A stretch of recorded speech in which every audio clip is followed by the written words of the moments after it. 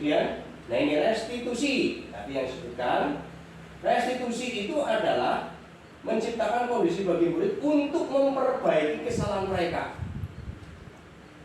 Memperbaiki sehingga mereka bisa kembali pada kelompok mereka dengan karakter yang lebih kuat. Itu menurut Gosen tahun 2004. Restitusi bukan menebus kesalahan, namun untuk belajar dari salah. Jadi misalkan ada siswa yang salah, itu sebetulnya kita tidak boleh langsung kamu salahnya segini-gini, tidak boleh, ya.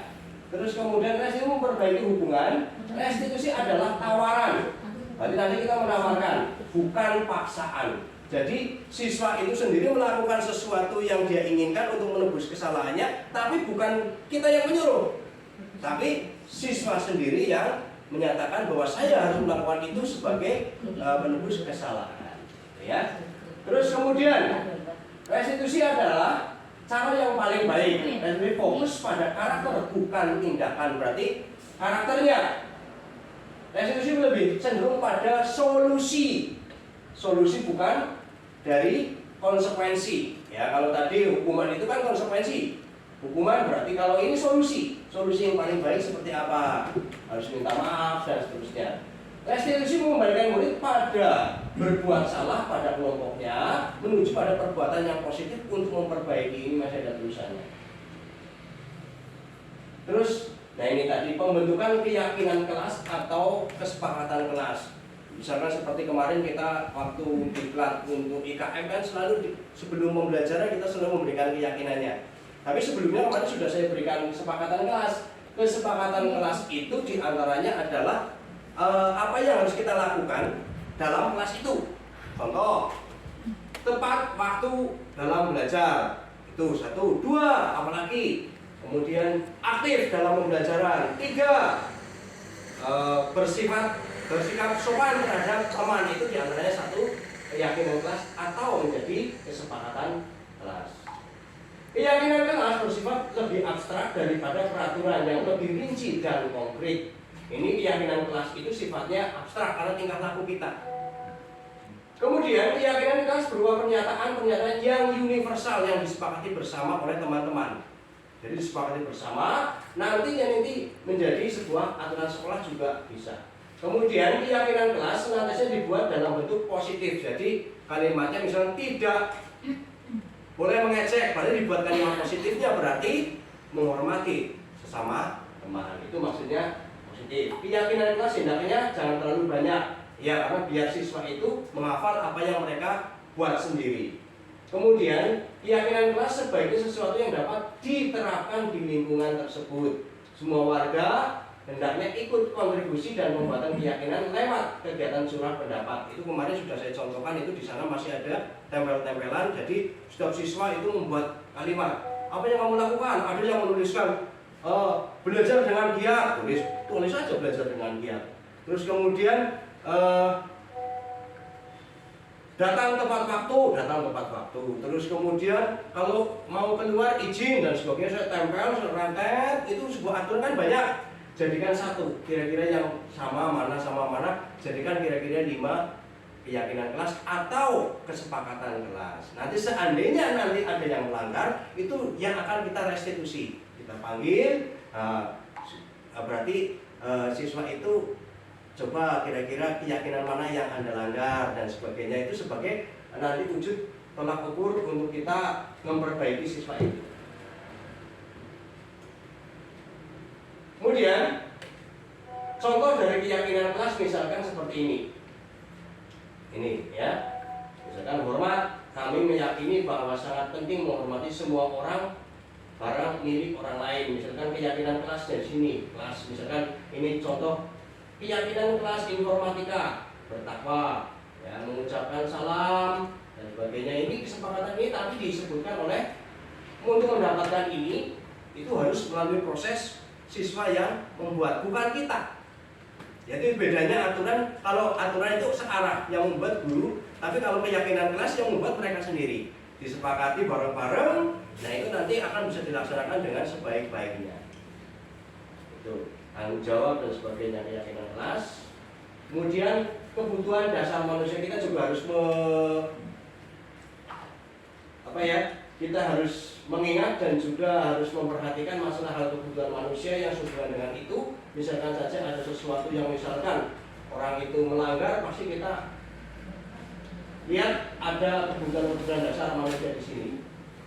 Misalkan saja kebutuhan bertahan hidup, kebutuhan untuk disayangi, kebutuhan penguasaan, kebutuhan atas pengakuan, kemampuan, biar saya diakui, keakuan dan sebagainya, pasti punya kebutuhan itu. Kemudian kebutuhan bebas, kebebasan. Nah ini kemudian kebutuhan akan kesenangan. Nah ini semua kebutuhan ini kalau sesuatu dikerjakan dengan berlebihan akan menjadi sebuah pelanggaran. Misalkan saja ibu guru bilang aku tidak boleh bersenandung. Nah itu dia mungkin bersenandung dia itu karena dia kesenangan, hobi. Nah itu karena kebutuhan adalah kesenangan, diantaranya itu. Kemudian 5 posisi kontrol. Nah itu tadi penghukum. Kalau penghukum itu bisa menggunakan hukuman fisik maupun verbal. Itu biasanya kalau penghukum itu sifat kontrolnya sebagai penghukum, itu nanti sifatnya hanya jangka pendek dan orang itu kalau ini yang tidak diharapkan. Kemudian kalau pembuat merasa bersalah, itu pada posisi ini kita selalu berbicara dengan suara lembut. Misalkan dia melakukan kesalahan, kita harus mengidentifikasi dengan pembuat merasa bersalah. Ya nggak apa-apa, nah, manusia itu biasanya memang tempat salah, tapi kita juga sebagai manusia harus memperbaiki kesalahan itu biasanya untuk memperbaiki sebuah kesalahan. Jadi istilahnya meredam agar siswa itu tidak langsung emosional terus. Kemudian untuk teman, nah kita juga harus memposisikan guru sebagai teman terhadap siswa. Itu ya misalkan tidak akan menyakiti murid, misalkan membandingkan, andaikan saya seperti murid itu, atau kita membayangkan duduk bersama, misalkan kita berbincang-bincang, memposisikan sebagai murid sehingga ada keagragaman tersendiri dalam pendekatan persuasi terhadap siswa. Pemantau itu mengawasi, kemudian manajer itu jelas membuat posisi di mana guru membuat sesuatu murid dalam mempersilakan murid dalam sebuah pembelajaran. Ini ya. Nah ini segitiga restitusi itu ada tiga komponen yang perlu kita perhatikan sebagai tambahan untuk ilmu kita. Itu yang penting adalah ini segitiga restitusi. Langkah yang pertama adalah menstabilkan identitas. Ya. Jadi nanti saya akan berikan contoh tentang penanganan kasus dengan segitiga restitusi. Jadi misalkan ada siswa yang melanggar, itu jangan langsung justice langsung kamu pelanggarannya ini, jangan. Tapi kita juga harus menstabilkan identitas dulu. Istilahnya tadi, coba Bapak kamu panggil ke sini kira-kira apa alasannya?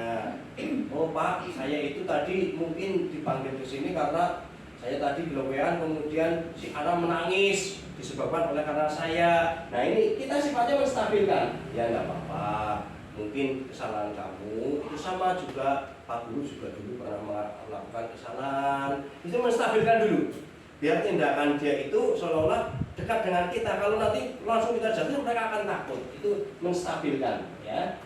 Setelah itu baru divalidasi. Semua pelaku memiliki alasan, berarti coba anak tadi melakukan seperti itu alasannya apa? Nah dia akan mengutarakan. Nah ini bedanya dengan mendisiplinkan. Kalau menanyakan keyakinan ini dengan segitiga restitusi, itu mereka sendiri. Coba kalau sudah tahu alasannya, kira-kira tadi keyakinan kelas yang dilanggar oleh anak apa? Kan kita sudah membuat keyakinan kelas. Misalkan sampai anak itu melanggar, temannya itu nangis, itu kan berarti apa yang dilanggar dalam keyakinan kelas atau kesepakatan kelas? Menghormati teman Bapak. Oh iya, bagus kalau kamu sudah mengerti tentang menghormati teman, berarti kamu melanggar itu. Coba kira-kira langkah apa yang kamu lakukan? Nah, itu bedanya ya. Jadi bukan kita langsung menjustis kamu harus minta maaf, tidak. Tapi biar siswa itu memberi alternatif bahwa oh saya harus minta maaf Pak, setelah itu apa, saya tidak akan mengulangi lagi. Terus apa lagi yang kamu lakukan? Saya akan selalu menghormati teman. Nah itu salah satu cara untuk melakukan segitiga restitusi dalam menyelesaikan sebuah permasalahan yang ada di sekolah kita, di kelas kita, atau pada anak didik kita. Ini tadi segitiga restitusi, validasi tindakan, menstabilkan dulu, setelah distabilkan, validasi. Kira-kira alasannya apa? Terus kemudian menanyakan keyakinan. Dari menanyakan keyakinan, biar mereka tahu solusinya apa. Itu saya yakin dengan seperti itu, siswa itu akan lebih akrab dengan kita, dan siswa itu tidak akan takut dengan kita. Dan setelah itu saya lakukan kemarin di Peniron, dan ini pun saya sudah pernah melakukan ini. Jadi kita harus pendekatan jangan menjustis bahwa anak itu salah. Contoh hal seperti ini kemarin lah, seperti Mas Falah ya. Mas Falah itu kalau kita justice itu kelihatannya kan memang tidak normal sekali. Sampai misalkan makan di tempat sampah dan sebagainya. Tapi kalau kita melupakan dengan sebuah segitiga restitusi, itu segitiga restitusi itu tidak hanya untuk siswa sendiri, tapi juga kita juga boleh misalkan saja memvisit, mengetahui keadaan yang sebenarnya terhadap anak itu. Setelah itu kita harus tahu, mengetahui alasannya apa, kenapa kok Mas Fala sampai segitunya. Oh ya pantesan dari rumah tidak ada makanan. Nah dari situ kita akan bisa melihat apa yang harus dilakukan. Contoh seperti itu. Kemudian sebagai pesan, orang yang mempunyai kecerdasan budi pekerti itu senantiasa memikirkan dan merasakan serta selalu memakai ukuran timbangan berdasarkan pasti dan tetap. Itu pesan dari Ki Hajar Dewantoro. Dan yang lebih terpenting lagi adalah trilogi Ki Hajar Dewantoro yang sangat terkenal, yaitu Ing Arso Sunturodo, Ing Madya Mangunkarso, dan Tuturi Handayani. Jadi harus sebagai pemimpin ya di depan